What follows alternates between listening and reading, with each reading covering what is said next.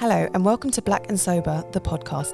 The aim of our podcast is to connect with people from a drinking culture, especially those like us from the Black community who have chosen to go against the grain and enjoy life without alcohol. We started this podcast because we struggled to find anyone from similar backgrounds willing to share their sober story.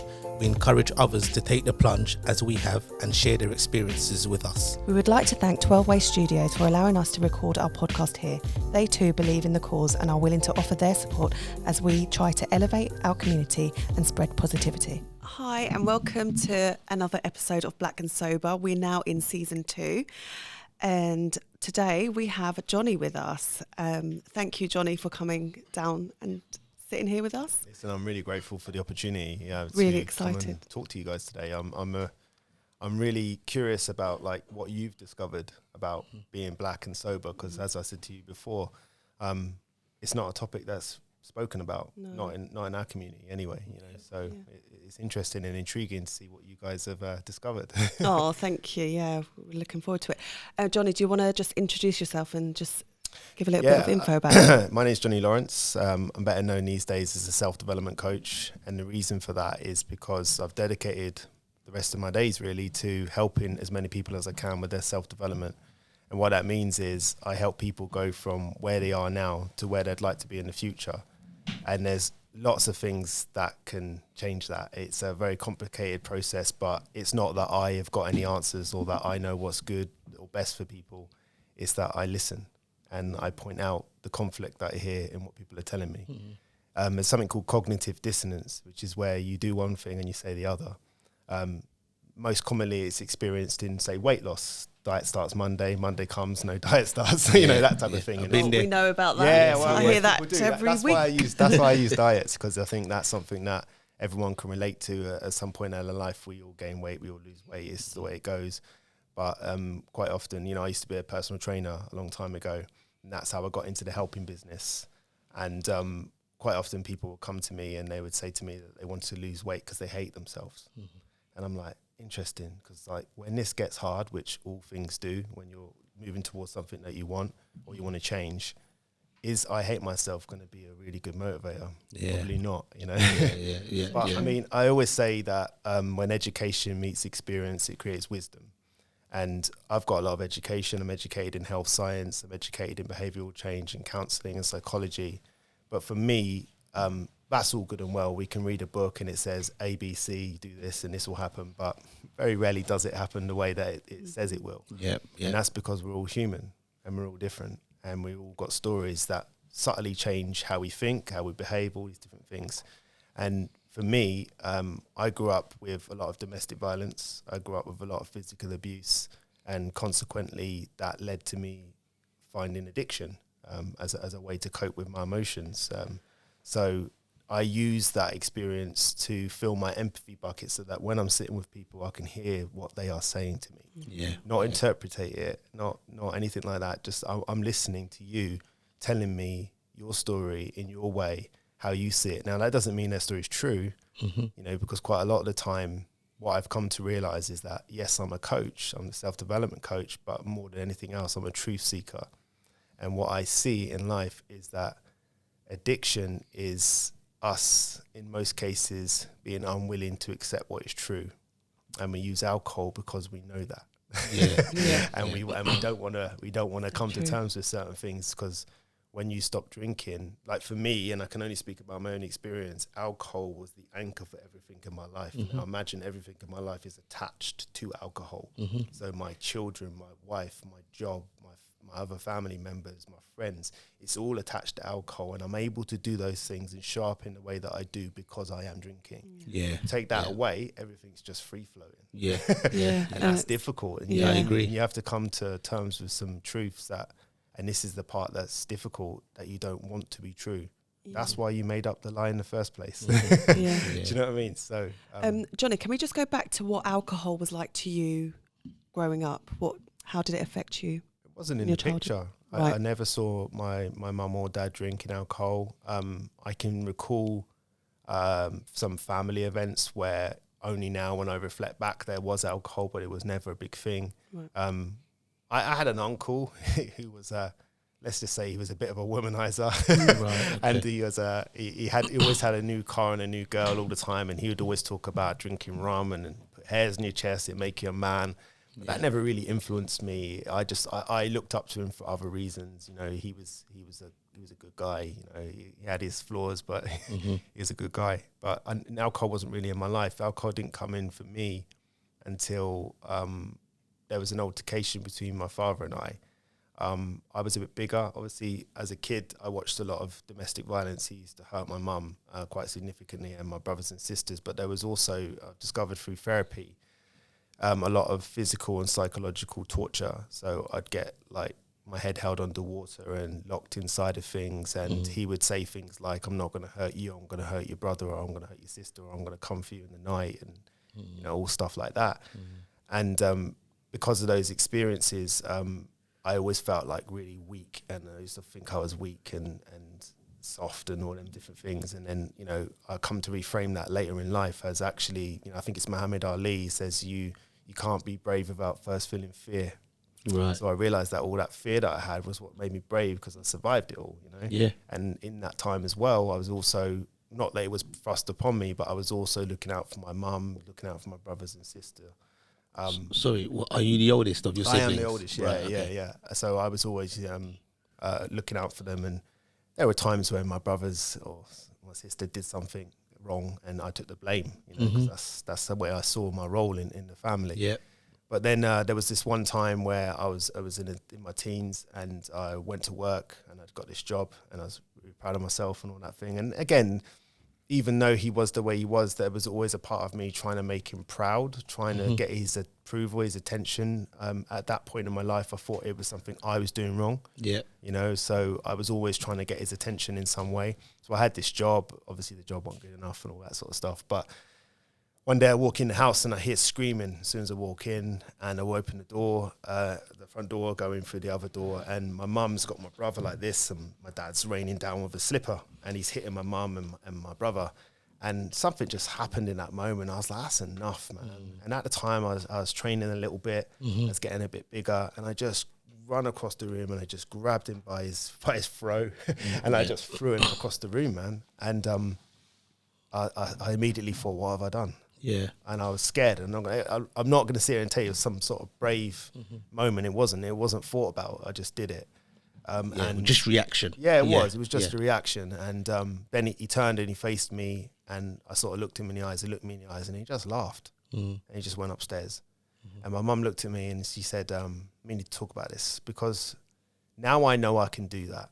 Now he knows I can do that. One day, that's going to go wrong. Right. One of us is going to make a decision, and it's probably not going to be a good one. So my mum said to me, it's probably better that you find somewhere else to live. And I was just like, cool, which is fine. A lot of people go, well, you shouldn't have had to move out. But listen, my dad wasn't going anywhere. Yeah. He wasn't going anywhere, man. So I knew I had to do that. So I moved out, and this is where my relationship with alcohol first started. There were two key places in my life where it started and it escalated. Sorry, Johnny, how old was you at this point? I was 16 when that happened, but I was coming up. I can't remember. I think I was probably 17 when I moved out. So up until this point, you hadn't really started your relationship with alcohol as yet. No, I mean I'd had drinks with friends, but I would probably say it was a typical relationship with alcohol at that time. I didn't really like the taste of it. Yeah. And you know, my mates drunk it, and we would do what we've probably all done when we were young, stand around offies trying to get someone to buy some alcohol. Yeah. You know, drinking whatever's cheap, all that sort of stuff in parks and all that. But it wasn't anything out of the ordinary, I would say, into that point. Yeah, so sorry to interrupt. So at this point, so you're moving out. You're looking to move out now, yeah?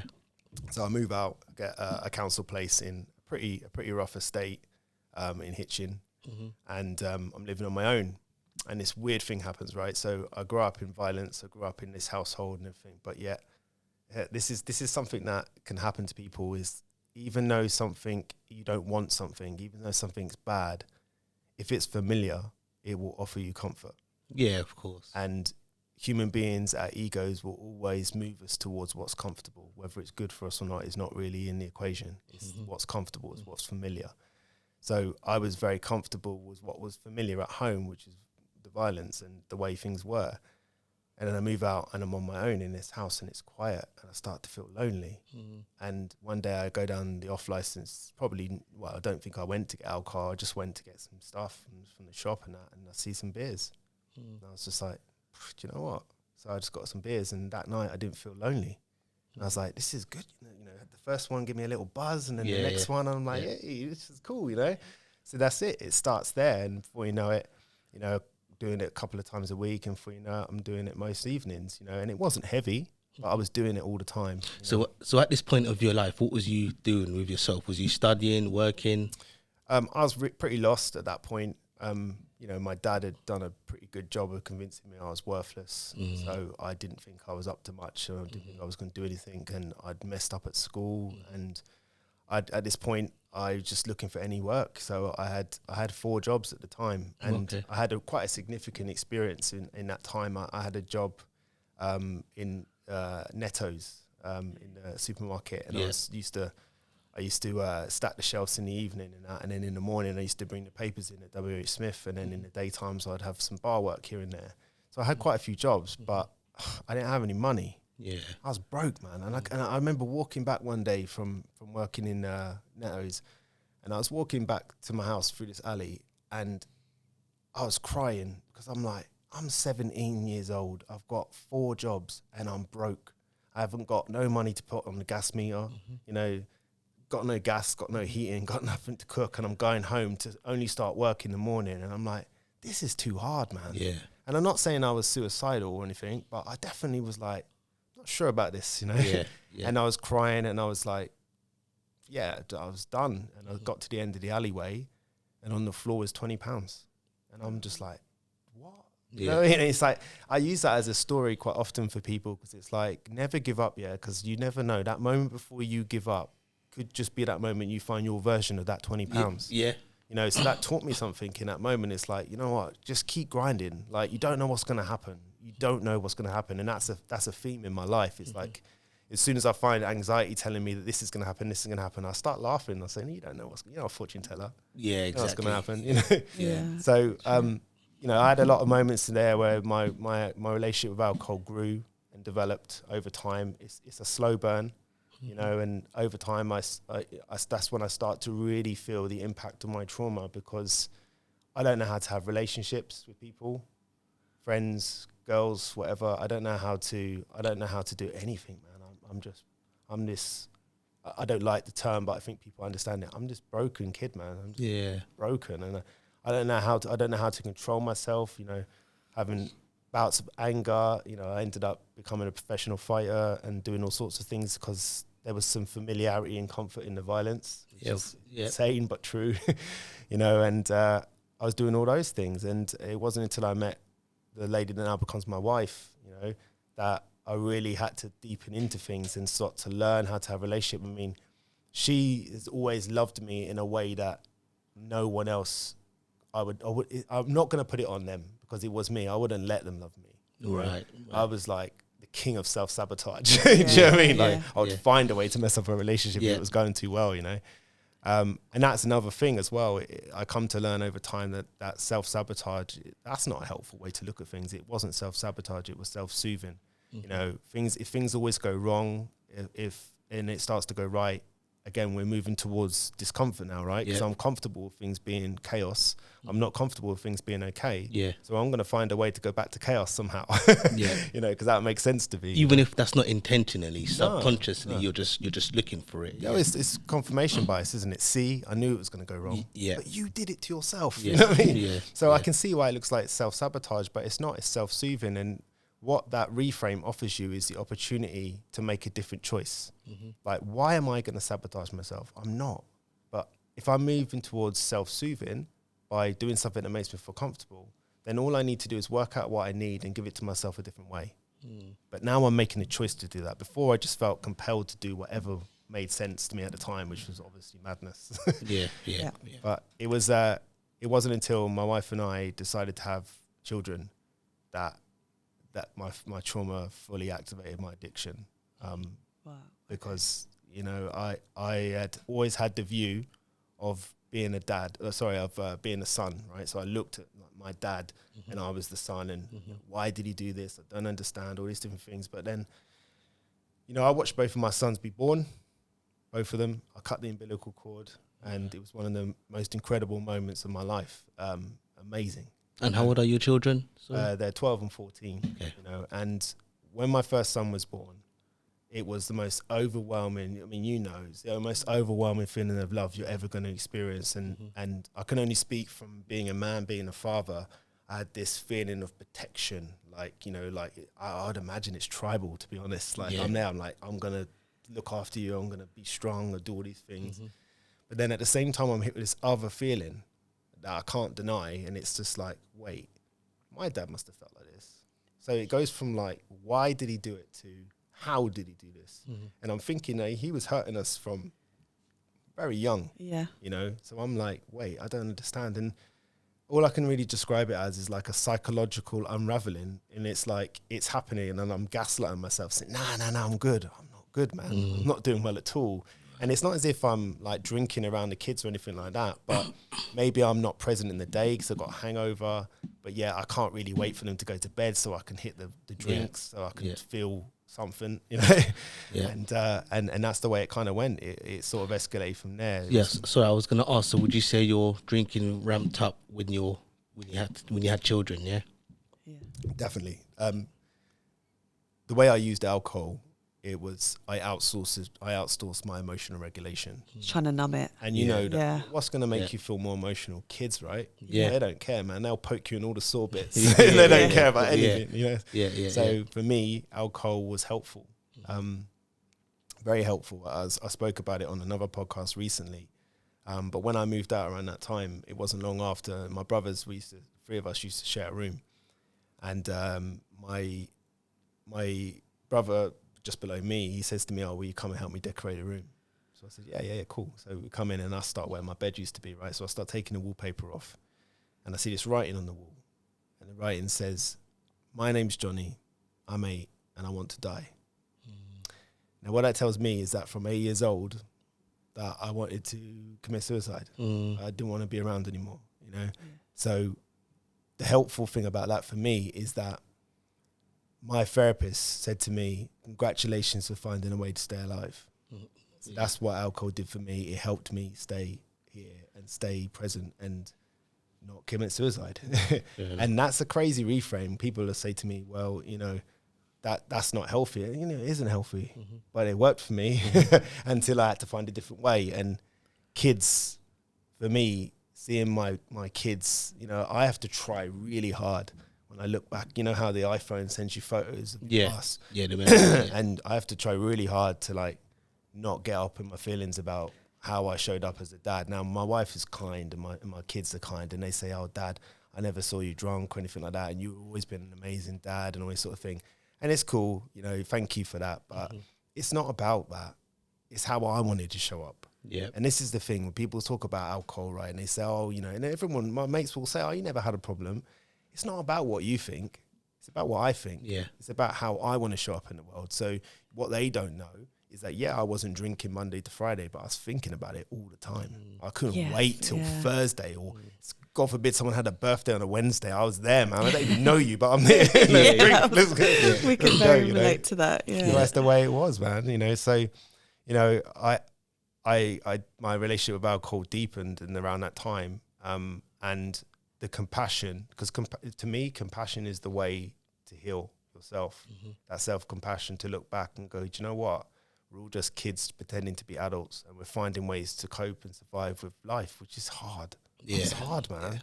It's hard, you know. It's hard to be living. You know, it's hard to be getting on. No matter who you are, no matter what you got, it's difficult. You know, what is it? Like, even when you got money, what is it? Biggie says, more money, more problems. You know, even he was complaining. You know what I mean? So it's difficult. It's difficult.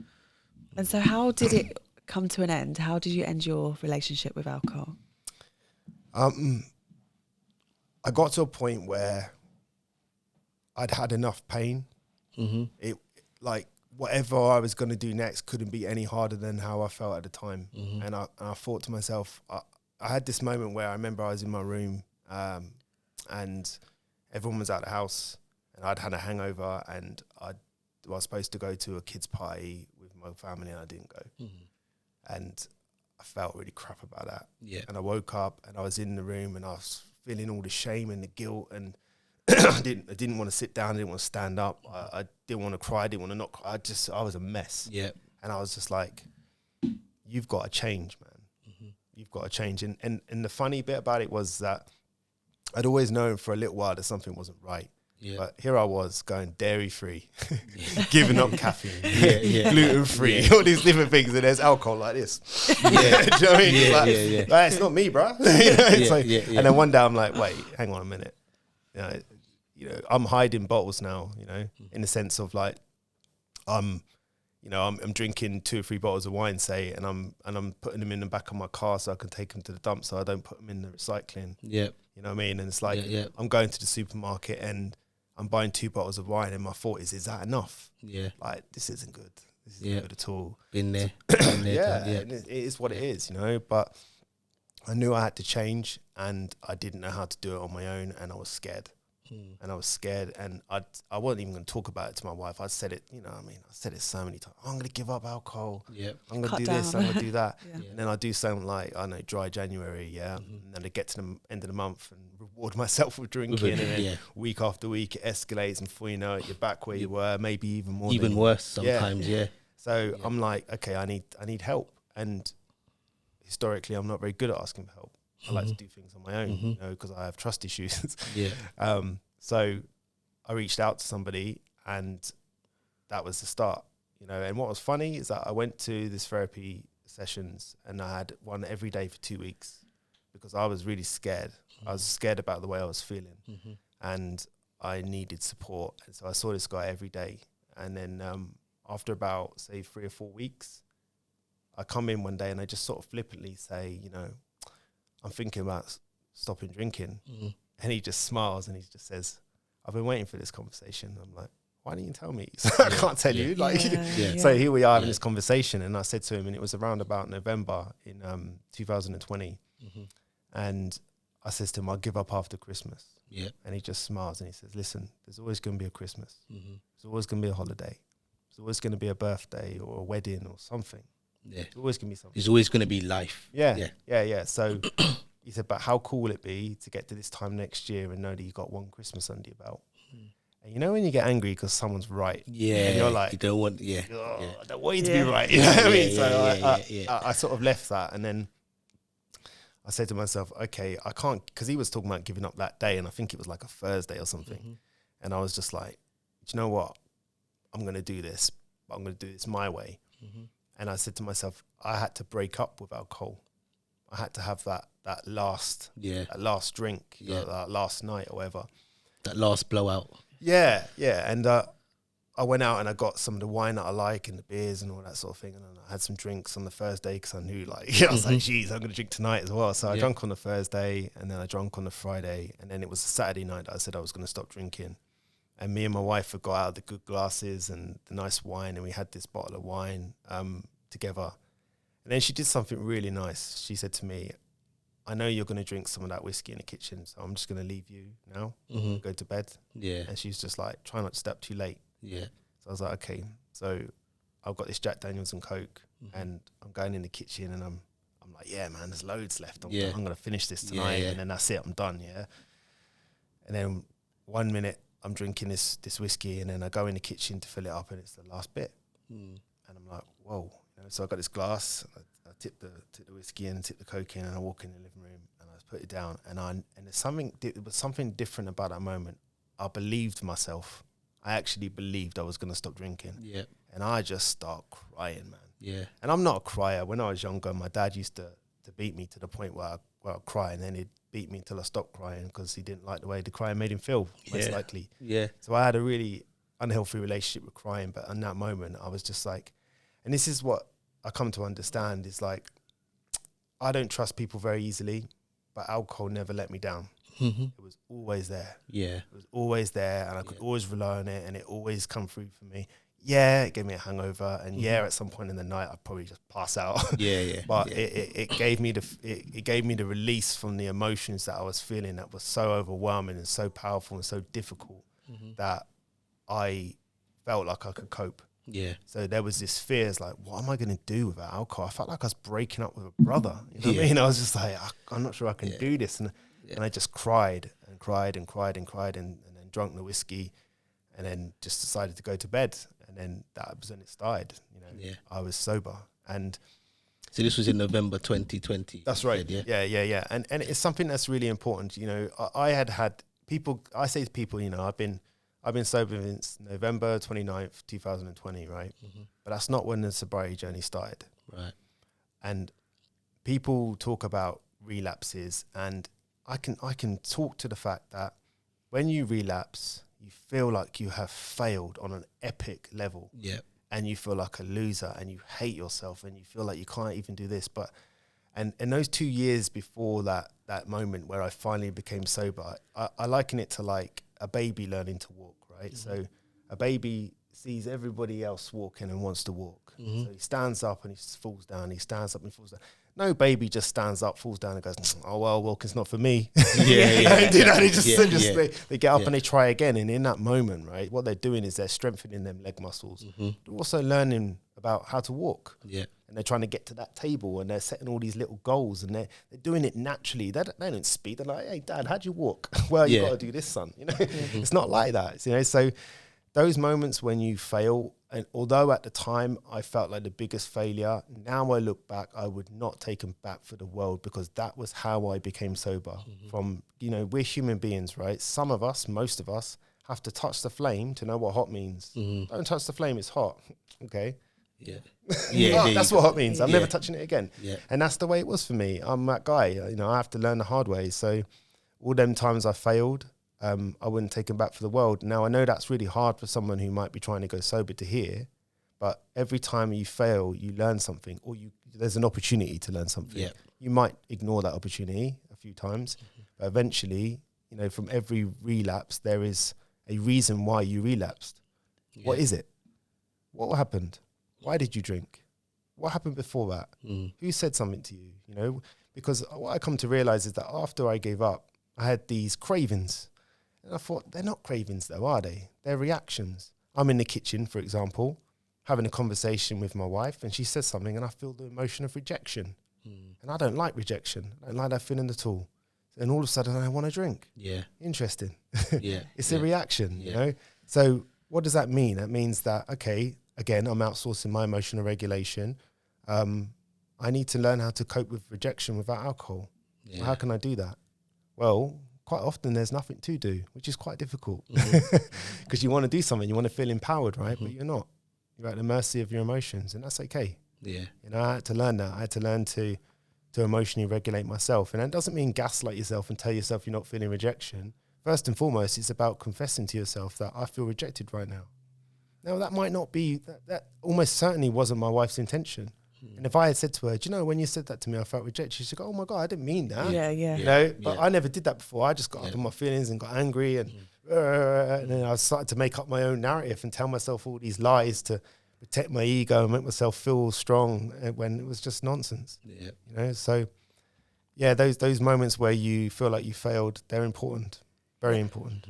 So, you know, you said that you didn't start your sober journey then. When was the change when you actually felt like I'm on that sober journey? When did you mentally feel the change, and what happened? Like, what shift was it that you had? I mean, the sober journey obviously theoretically started on the 29th of November 2020, but I remember, you know, I'm sure you do, like, do you still have cravings? You know, all the sober curiosity, right? You know, do you do this? Do you do that? And the first year was so hard. Like, I didn't go out. I didn't see people. I was really resentful. So, you know, like, if I did have to go to a function or something like that, and I'd see people drinking, I'd be like, you know, I mean, just screwing eye, wishing I could be that guy, you know what I mean? But I'm just not, you know. And I wouldn't enjoy it, and I became quite negative for a little while. And then I thought to myself, my brother said to me, like, if you can do this or you're not, but you can't live life like this, you know. And I slowly started to find my way, and after a little while, it's like anything. It's like there's a story that Will Smith tells about going skydiving. You ever heard it? No. It's a really good story because he says like him and his friends were going out one night and they got really drunk and they were away together. And then one of the friends starts piping up about going skydiving. And they're all like, yeah, let's go skydiving in the morning. Rah. Anyway, he wakes up in the morning with a hangover and he's like, we ain't going skydiving. It's just drunk talk. Gets downstairs. Someone's booked skydiving. Right. And he says, I instantly felt scared. I was terrified. He said, I can't eat breakfast. And I'm like, we really doing this? And I was like, yeah. And we're driving in the bus to the skydiving place and we're all getting all the tutorials and we're getting kitted up. And now we're in the plane and we're flying up. He said, I am so scared. I am so scared. And he said, like, I'm also strapped to another dude, man. I'm on this guy's lap and it's like, hey, you do this a lot? And I was just laughing to us. I was thinking, this guy, Anyway, he said he's scared. He's terrified. He wants to quit, all these different things. And then the guy he said, like, there was a funny moment where he said, right, we're going to count to 3 and we're going to jump out the plane. And he said, so he goes 1, 2, and he said, and he jumped out on 2 because on 3 people grab onto the door. Yeah. So he jumps out on 2 and he said, and then I thought, wow, this is amazing. This is one of the best moments of my life. And he realized that, like the old cliche, there's nothing to fear but fear itself. Yeah. And that's where I started to realize that, you know what, I'm scared to go out. I'm scared to do these things. And that's exactly why I should. Yeah. And then I go out there and I realize it isn't so bad. Matter of fact, everyone's talking to you like you're a bit of a rock star because like you're all sober and you're still having a laugh. Am I funny? Am I cool? Like, I'll take that. Yeah. So then all of a sudden you start to be that guy and, you learn a few things. Like very rarely do I stay out past like 11 o'clock because that's when everyone starts telling you the same story 4 times. Leaning all over you and breathing all over you. And, you've always got that one mate who likes to start fights and arguments. And I'm just like, I'm not into that. And guess what? You can drive home. Yeah, exactly. You don't even need a taxi, So I learned a lot from that process. And, I realized that the fear comes from the thought of doing things without alcohol. What people don't often realize is that there's a grieving process that comes with giving up alcohol. And a lot of people associate grief with death, but grief is loss of something that's important to you. And I had to go through a grieving process for a little while. And there's many stages to grieving, right? And I went through them all. But eventually I got to the place where everyone has to get with alcohol, and that's acceptance.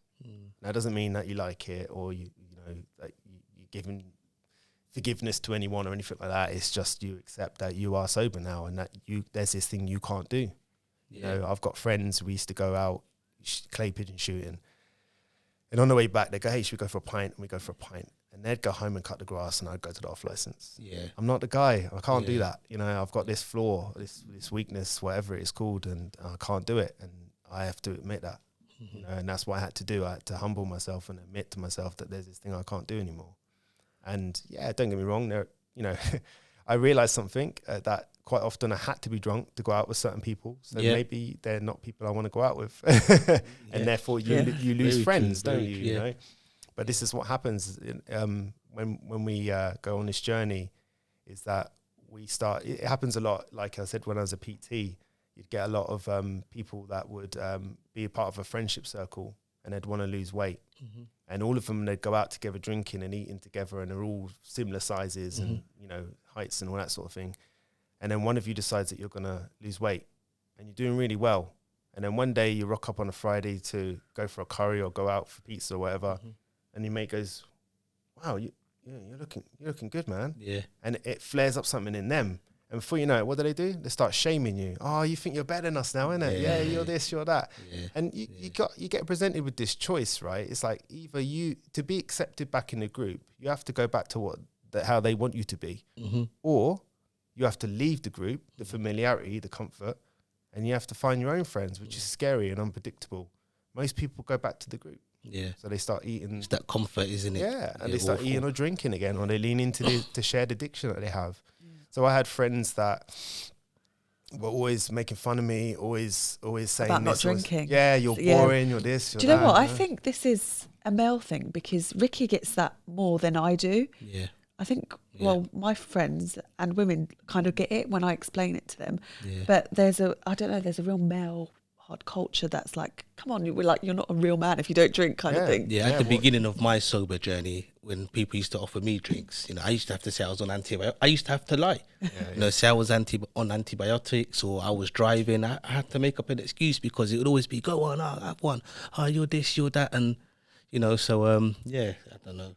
Yeah. It's hard, man. And, I come up against that too. But I remember some of that, maybe a little bit after the year, I remember I'll be out and people go, so why don't you drink? I'll start talking about childhood trauma.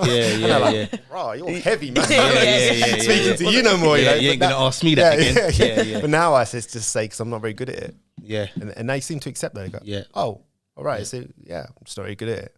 But in all truthfulness, and that the guys at the beginning that were saying to me, oh, why are you not drinking? Have a drink. Now, we're coming on to nearly a year sober. If I was to have a drink, cheers, if I was to have a drink, or they thought I was drinking, they'd be like, Rick, what are you doing, man? What you drink? So that's sort of that pressure is now support sort of thing. So it's flipped. But if we could just take it back just a little bit, Johnny, on your journey. So you said you found the first year quite difficult. Was you using any tools to help you stop drinking, or did you just sort of just do it just raw, no help, no support? No, I was no advice. I was getting therapy, right? But there comes a point where it's just don't do the thing, right? And I think my therapist said to me, you got to give yourself permission, right, to have the worst day. You can insult people, you can do things wrong, you can mess up real bad. But as long as you do not drink alcohol, you have won the day. Yes. And that's how it was to me. I probably wasn't a very good husband for a little while. I was probably a bit moody. I was probably a bit snappy with the kids. Probably letting my friends down a little bit here and there. But that's the way it had to be for me, And I just realized that I had to not drink the alcohol. But what really helped me, and it's something that I use with my coaching when it comes to addiction, is you can't not do something. If I tell you not to do something, what do I do then? You know what I mean? It's like, you can't not do something. So what I mean is, like, the longer you focus on not drinking, the more likely you are to start drinking. If you focus on the void and what's missing, then you're just really kind of just spiraling into the darkness, into the void, right? So what really helped me was like, what am I going to do instead? What am I going to focus on instead? What's going to become important to me? Well, first and foremost, my family, my boys. I am never missing a rugby game. I'm never missing a birthday. I'm never missing anything, Don't get me wrong, it doesn't mean I always enjoy it. Some of the stuff the kids do, you're like, another play? Cool. Tell me about it, But I'm there and I'm showing up, because you never know what that means to them until you're a bit older, right? And you start, I remember when you used to come to all of my rugby games. I celebrate all day long and I'm taking videos. But then also I focus now on helping other people and learning from other people, learning from my clients, and do a lot of public speaking. I have a podcast, I'm writing a book, and I'm challenging everything that I've learned from my experiences. It's not about me being right or wrong. It's not about me being the smartest person in the room or anything like that. I'm a truth seeker and I'm looking for what's true. That's it. And I'm, if me and you were talking and I present you with something that I think is true and you challenge me on it, I'm not going to be like, no, you're wrong. I'm going to listen. And if you're right, then I'm going to change my version of the truth. Because that's how it is. I'm looking for what's true, And it's put me on a journey now, which is wild. I get to come to places like this and talk to you guys and have fun and meet new people. This is amazing, So there's so many good things. And now I have got to a point in my life where, and I've been challenged over the time I've been sober. I've had some serious life events that have happened that really I would have been forgiven for drinking, but I didn't. So I think I'm sober now, and I'm happy, and I don't think about alcohol. Don't get me wrong, every now and again, me and my wife went to a nice restaurant a little while ago, and she ordered wine because she still drinks, and I'm okay with that. And the wine, the wine being poured into the glass and the smell, and I had this small second of like, I'd love a glass right now, and then I was like, no, you wouldn't. Because you know where that's going, right? You know where you're romanticizing this glass of wine, but you know what's going to happen. You're going to hit the bottle, and before you know it, you're going to mess up. It's all going to be wrong, And it's that looking at that sobriety journey realistically, and looking at it through the eyes of truth instead of how you think it would be or should be or whatever. So I just want to ask you a question, because we got asked this question last night, and it's just been on my mind because I don't know if we actually answered it I don't know. I don't feel like I answered it well. But how do you deal with like sort of something that happens like grief? Now you're not drinking alcohol. How do you deal with emotion, like overwhelming emotions that come and just life challenges? I lean into it. Yeah.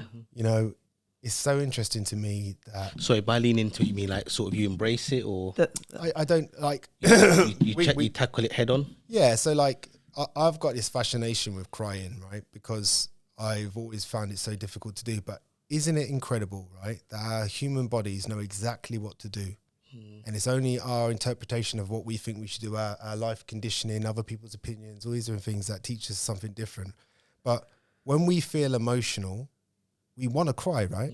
Even if you don't cry, you want to cry. You know, you want to cry. There's this mechanism within our bodies, right, that releases emotion through tears. I find that incredible. I don't know a lot about it, but I would really like to, because I think that's amazing. Kids do it naturally. You know, women do it a lot more naturally than men. Oh, tell me about it. It's brave, right?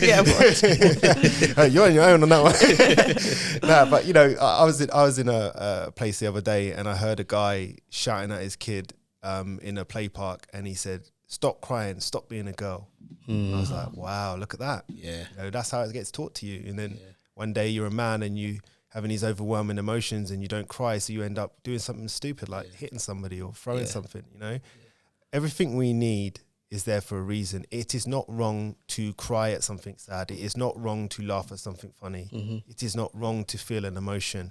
A lot of the time though, anger comes up. So anger will come out. It's a big one for people going sober. There's a lot of resentment and things like that. And what I talk a lot about is primary and secondary emotions. So a primary emotion is an emotion about an event. Something happens and you have an emotion about it. The thing is, that emotion is so intense, so painful, that you will do anything to not have it. So therefore you opt to have a secondary emotion, which is an emotion about an emotion.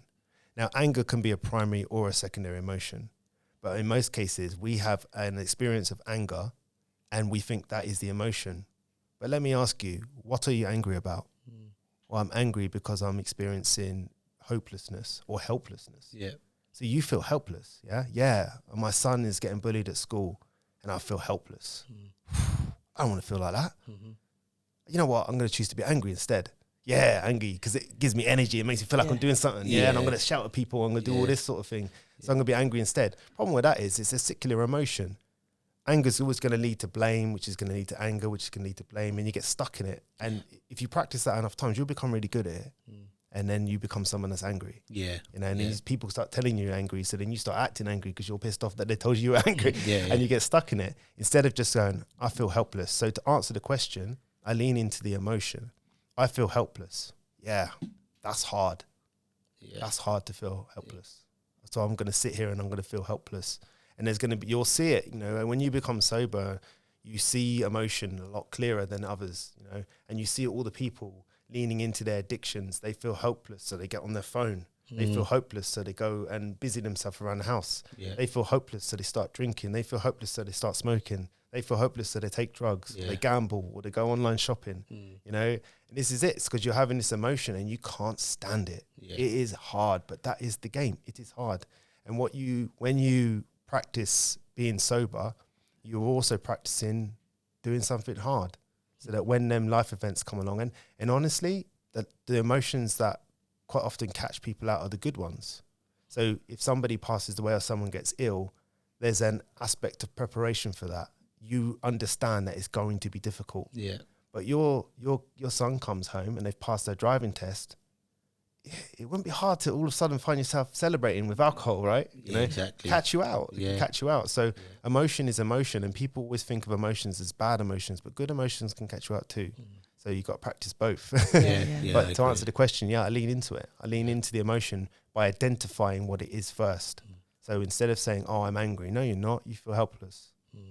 Okay, I feel helpless. I don't like admitting that because I can't do anything about it. What's the point of talking about it if I can't do anything about it? Well, that doesn't mean you got to do anything. You know, you just got to sit with it and acknowledge it. You know, I do something with, I'm writing a book at the moment, and one of the theories that I'm working with is the 4 stages of behavioural change. And it's my belief that the first stage of behavioural change is awareness. And the reason why that's so important is because most people fool themselves into believing that they know what the problem is when actually they're disguising the problem behind something else. So what is the problem? No, really, what is the problem? Tell me what it really is, you know. And then you've got accountability. Where in this am I waiting for somebody to do something because they should do it? It's their job and they're not doing it. Yeah, but you're the one that wants the benefit. Yeah. So instead of outsourcing it, why don't you take accountability for it? Why don't you take accountability for the responsibility for this situation? Now, that doesn't mean that you're letting someone off the hook or anything, but what it does mean is that you're now empowering yourself. You know, you're taking back your power. And then there's acceptance, which is the hardest bit, which is like, what am I replaying in my head over and over again, trying to change, trying to feel better about, that I just don't have any influence over? What do I need to let go of? You know, I need to accept this thing. Okay, I'm going to accept it. Now, people think, yeah, but I'm trying to accept. I'm working on acceptance. Well, there's your problem, because acceptance is not a doing word. There's nothing to do. If you're trying to do something, you're trying to change it so you can accept it. But actually, I'm asking you to accept it. And then there's action. What do I do next? And sometimes the action is to do nothing, as long as you choose it. You know, it has to be a choice. I don't know if that answers the question or not. No, I feel the same. No, it's fine.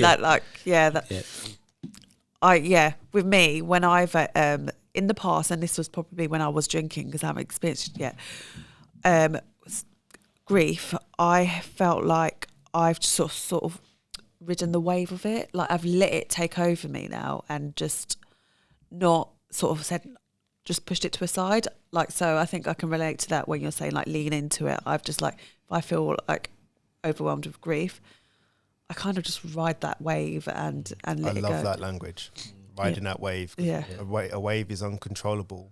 And what you are doing is you're harnessing its power. You're not trying to influence it or change it. You're riding the wave. Yeah. You're letting the wave be what it is, but you're just riding on it. You know, you're controlling your part of it. You know, you're influencing it or whatever you want to call it. So that's a lovely way to say it. Johnny, how did you become now? Obviously, you're a coach. So how did you go from dealing with your sobriety and then becoming who you are now? Slowly. I know, because it's honestly, your story is so inspirational. Like speaking to you, I'm so glad we have got to. Oh, I'm glad to see you and meet you today. How did you become who you are now? Well, it's just making choices every day. You know, like I look at life, like I said, through the lens of truth. I'm always trying to help in any way I can. You know, and again, it's so important to me that I never come across like I'm trying to be the smartest person in the room, or I'm trying to be right, or I'm trying to be a guru. God forbid. Like, never want to do that. You know, I'm not trying to do that. Like, I'm trying to be helpful. I've learned so many things the hard way.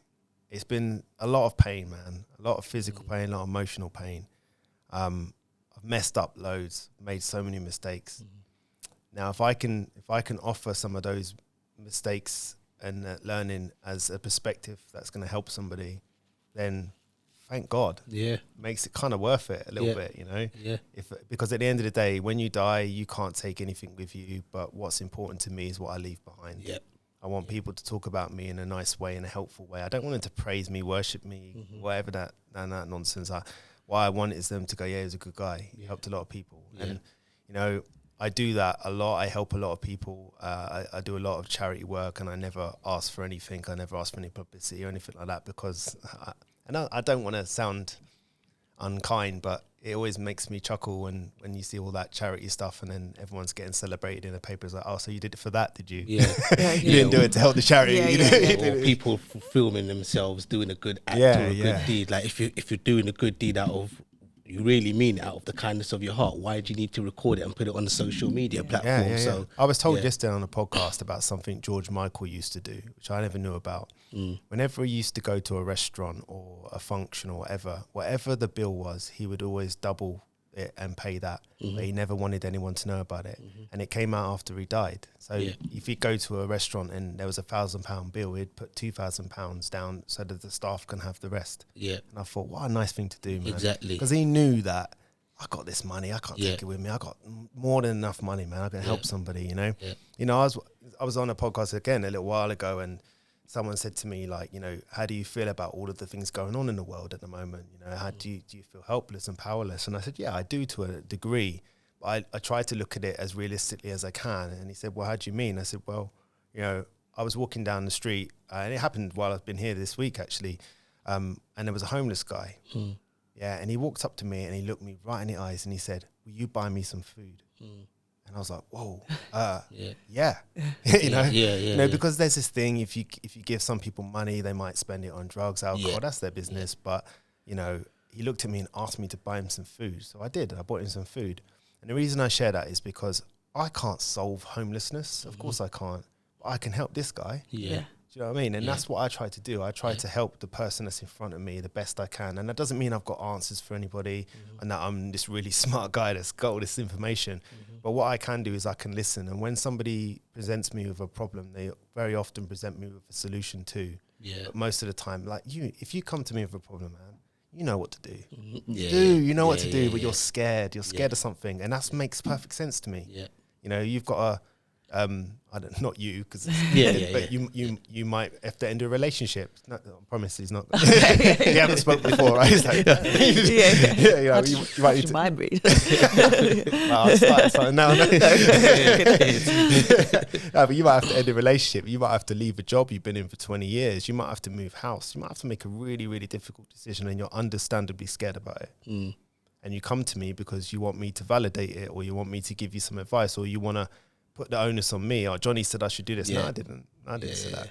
I'm never going to say that. I have clients that look at me and they say to me, "Oh, Johnny, what would you do?" And it annoys the hell out of them. But I say to them, "What do you want to hear me say right now?" Because that's the answer. You know what to do. You know what to do. And it might be that, you know, when we have conversation, psychologically, that's how we organize our thoughts. We organize our thoughts through conversation. Women are brilliant at this. They talk to each other, and they organize their thoughts, and they put things in place, and then they understand themselves and they move forward. Men are like, "I don't talk to no one, man. I'm gonna do it myself. I'm gonna make up a lie, and I'm gonna sell it to myself, and I'm gonna buy it back too, so I can feel good about myself and have my ego in check." You know, because this is how we are. You know, and spot on. And I find myself, you know, even now doing it, and I have a little playful moment with myself, and I was like, "That's your ego talking." You know, shut up and get on with it. You know, do what you've got to do. You know, and you know, I find myself apologizing more. I find myself correcting myself if I'm wrong. Just being humble, man. You know what I mean? Not trying to be the cleverest person out there, like I keep saying, you know? So, I don't know if that answered your question or not. No, thanks, Johnny. So I think it's like our final question. What does sobriety mean to you, Johnny? That's an easy question, man. Freedom. Freedom from the torment of constantly feeling like I've got a drink. And people... if you know, you know. If you don't know, you don't know, right? But I'd imagine if you're listening to this podcast that you probably do. But that constant torment, that full-time job of having to drink and not wanting to. So I say you don't want to, well then why are you doing it? I don't know. I don't know, you know, but I am, you know, and I feel freedom now. I've got so much time back. I've got so much space back in my mind for other people and my kids and my wife, and I love it. I love that I'm free, you know. I love that I've been on I've been on many sober holidays now, you know, and nothing bad happened. You know, I've been to weddings, nothing bad happened. You know, I've had Christmases, I've had birthdays, I've had christenings, I've had funerals, I've had them all, and nothing bad happened. Matter of fact, it was better. Exactly. Because I remember it. And, you know, you can't change what you did, but you can change what you do next. And, you know, bad things will happen and you will always wish that they didn't happen. Of course you will, you know. But what you can do when you're sober is you can be proud of how you dealt with it. You can be proud of how you dealt with it. You know, you made decisions as a sober person based off of logic or emotional or something kind, you know, instead of just getting drunk and doing something stupid, you know.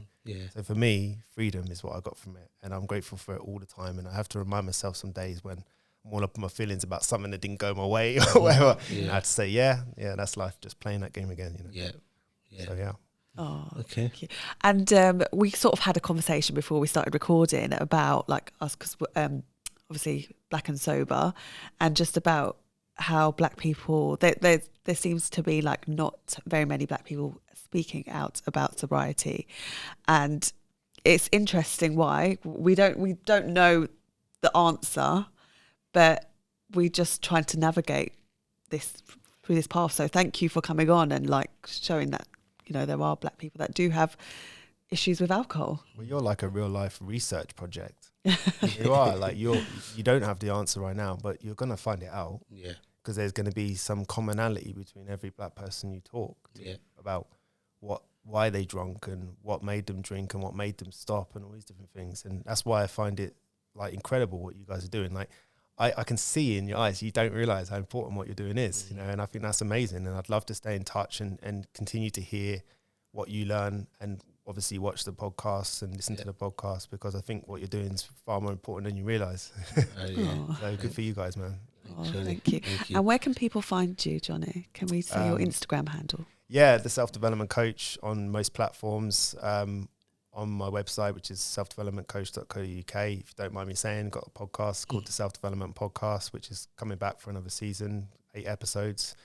Yeah. I've recently started putting out some masterclasses.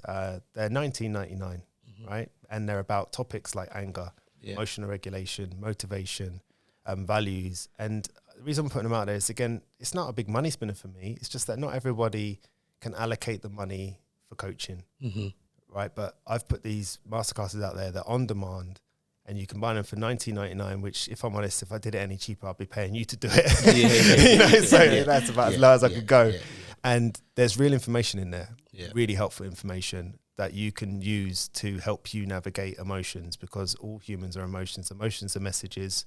Quite often we misread the messages, and I'm proud of what I've created, and I'm going to continue to create more and more stuff, because I'm exactly what I say I am, and I'm really trying to help as many people as I can with their self-development. I do that through my public speaking, I do that through podcasting, I do that through writing a book and through the masterclasses, and I'm just trying to make everything as accessible as I can, you know, for people out there, because we all need help, man. Life's hard, and I'm trying to make it slightly easier, you know. I definitely know a few people to send your way, because this is going to help. So honestly, that's going to help so many people. I hope so. And what's the name of your book? So it's not out yet, but the working title is Change.